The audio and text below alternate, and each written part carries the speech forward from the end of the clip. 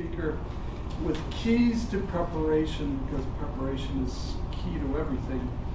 And so please help me welcome to the stage Craig, Keys to Preparation. All right. Welcome.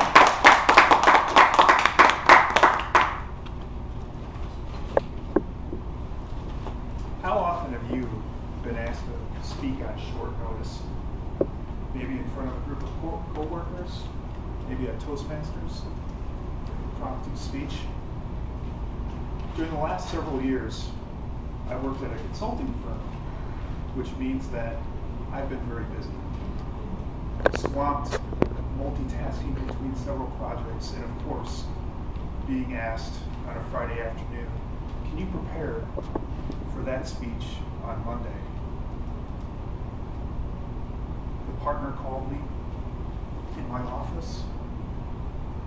Craig, we've got a great opportunity for you Monday afternoon. Can you lead the client meeting to discuss our latest proposal?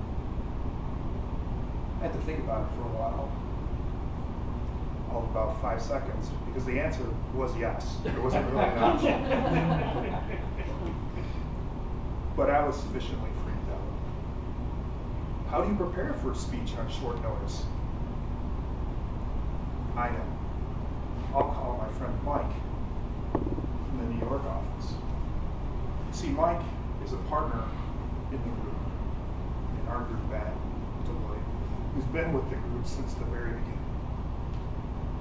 Mike's a little bit older, and definitely a lot wiser than me. So I said in a panic, Mike,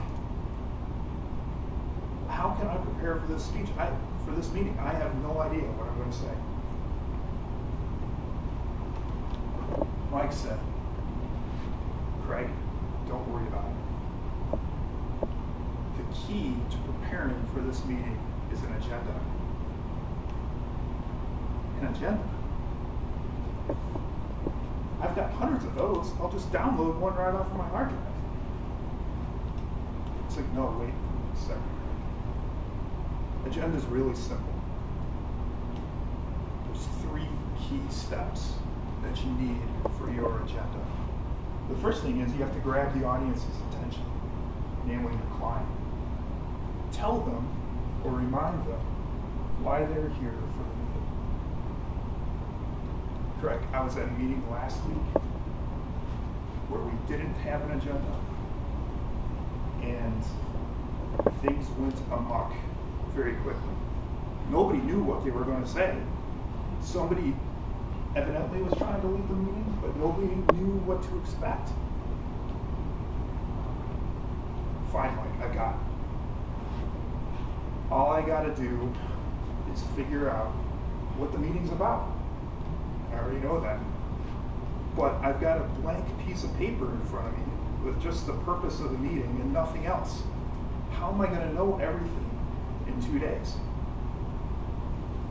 I don't know if you've ever struggled with that in your speeches, trying to develop content.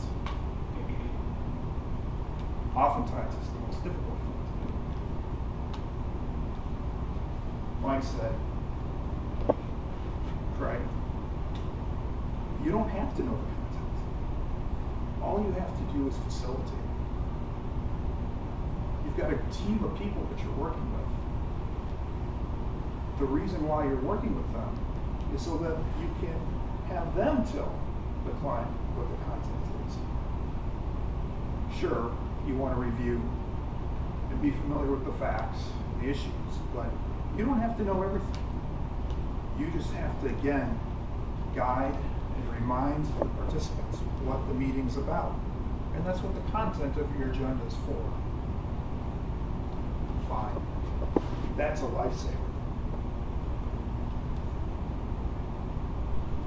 But Craig, don't get too wrapped up in the content without forgetting what your next steps are for your meeting.